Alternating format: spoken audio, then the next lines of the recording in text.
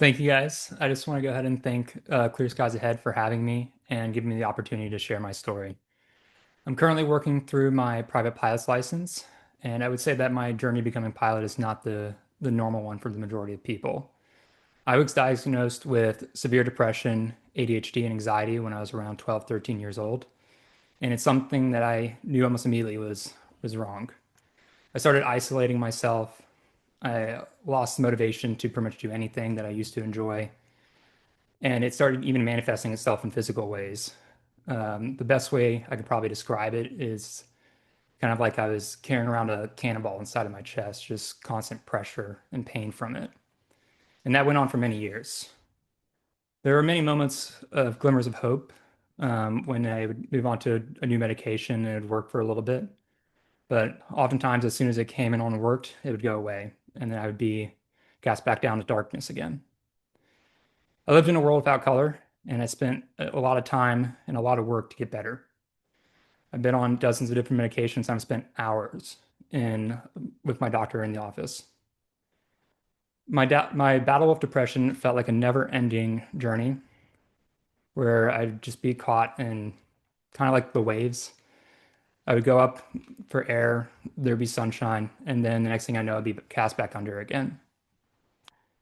Through all that time, I fought and continued to work through the process and try different treatments, and I never gave up. After 10 years of dealing with depression and making it through the most difficult and harsh moments of my life, my doctor declared that my depression was in full remission and that I no longer needed treatment. It's about 5 years ago when that happened, but that's not where my journey as a pilot began. I've always been interested in aviation. I took my first discovery flight when I was around 15, and it was everything I could have imagined. But because of the challenges that I was facing at the time, it seemed like something that I'd never be able to achieve. So over the years, I pursued something aviation adjacent, and I went into aerospace engineering. After I left college, I got a job working at a local airport as a gate agent. I spent a lot of my time talking with different pilots and learning about their career path and learning about their different stories, and it just made me want to pursue being a pilot even more. I was often asked why didn't I pursue being a pilot, and I would explain my story, my history, and I would often be told that I would never be able to obtain a first class medical, or that if I wanted to get it, I would just have to lie on my with my AME. That was all up until one day I met a pilot, and we were going through a normal routine of me talking with him and sharing my story, and he asking me why I didn't pursue being a being a pilot. And then he told me that he had a similar story, that he had depression and that he went through the HIMSS process. That was my first moment when I learned about the HIMSS process. And that ignited a fire inside of me. I spent the next week researching everything I possibly could about the HIMSS process. And then I spent the next 6 months getting all my paperwork together. I had a medical summary of about 10 years, boiled down to about 2 pages. And after continuing to chat with different pilots and researching the forums and trying to find an AME that would be my best fit, the day came where I made the appointment. I went in for the evaluation. I provided all the paperwork that I could and had at the time, and I got deferred. This wasn't a surprise. I was kind of expecting it. What I wasn't expecting was that same AME told me that if I went through the process and I filed everything that they asked for, that he doesn't see any reason that I should be denied for my first class medical.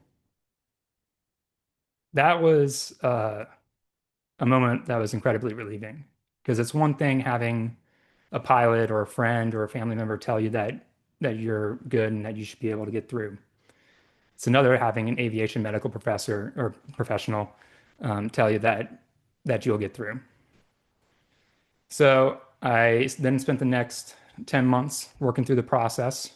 I went to a HIMSS AME, and it was relatively smooth compared to some of the other stories that I've heard, thanks to a lot of the work that are done by the people in this community. And to be quite honest with you, it probably could have been shorted down to more about 4 months. Um, but we had a couple of errors with the faxes in the modern times.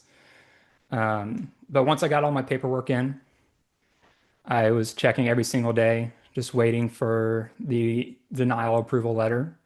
I actually found out that there's a way I can figure out if I got approved online. So I would go log in every single night and check to see if I was approved. And I'll never forget that moment. I was coming into Charlotte and I just landed. It was like 10 p.m. at night. And I get off the airplane, and I check my phone for that website. And then I saw my name and then first class medical next to it. That moment was very, very overwhelming.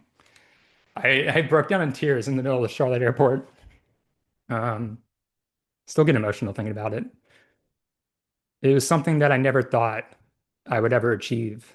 And thanks to the work that is done here and by pilots before me, I was able to achieve getting my first class medical. Um, I quit my job about 2 months later, and I'm now full-time into pilot training with my eventual goal of hopefully flying wide bodies for the airliners. I've been a mental health advocate for many years. I believe that every time one of us share our stories, it helps move society in the correct direction. Some people say that my history is a weakness. It's something that other people should look out for. I don't see it that way.